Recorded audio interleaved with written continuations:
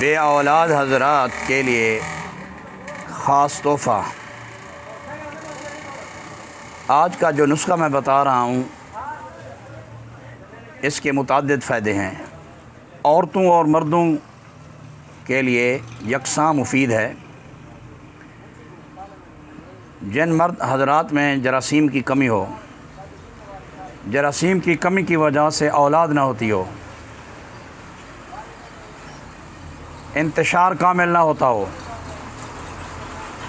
क़ुव्वत बह कमज़ोर हो, नज़ला ज़ुकाम, खांसी, बलगम, सर दर्द, कमर दर्द और जिगर काम करना छोड़ गया हो, चेहरे का रंग ख़त्म हो गया हो, चेहरे पर छाया हूँ, इंशाअल्लाहुल अज़ीज़ ये नुस्ख़ा आपको यूट्यूब पर और इसी तरह फ़ेसबुक पर किसी हकीम ने नहीं बताया होगा। नुस्ख़ा एक है, इस्तेमाल करने के 4 तरीक़े हैं, गौर फरमाएँ। सेब 1 अदद लें, उस सेब के अंदर आप सेब पुख्ता लेना है, बड़े साइज़ का हो।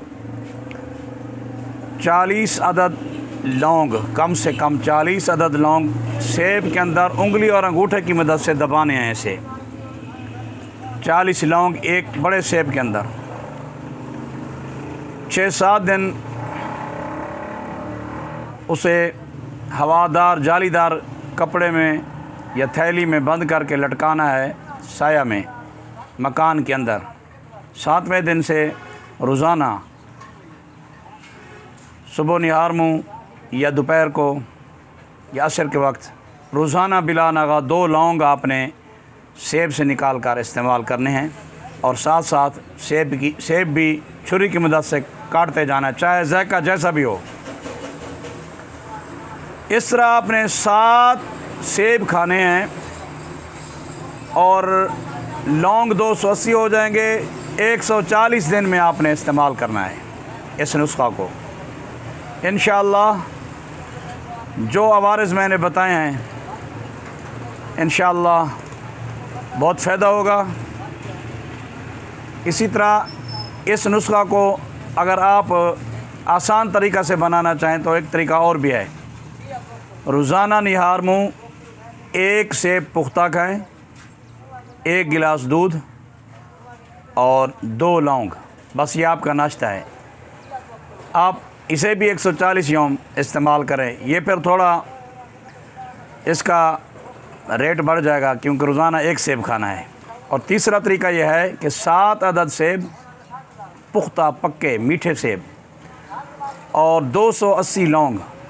सेबों को आपने बारीक बारीक काट लेना है, साया में खुश्क करना है। जब खुश्क हो जाएं, सूख जाएं, 2-3 दिन धूप लगानी है ताकि अच्छी तरह फिर वो सूख जाएं।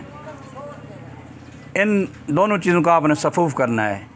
खाली 500 मिलीग्राम के कैप्सूल में ये सफ़ूफ़ भरते जाएं। रोज़ाना 1 कैप्सूल इस्तेमाल करें दूध के साथ, नीम गर्म दूध हो। और इसका एक और तरीका भी है, आप इसी तीसरे तरीक़े के मुताबिक सफ़ूफ़ करें। इस सफ़ूफ़ में आप हस्बे ज़रूरत शहद डालें। शहद कोशिश करें जंगली बेरी का शहद हो। माजून तैयार है, आधा चम्मच सिर्फ़ 1 टाइम इस्तेमाल करें। इंशाअल्लाह अज़ीज़ आपको बहुत नफ़ा मिलेगा।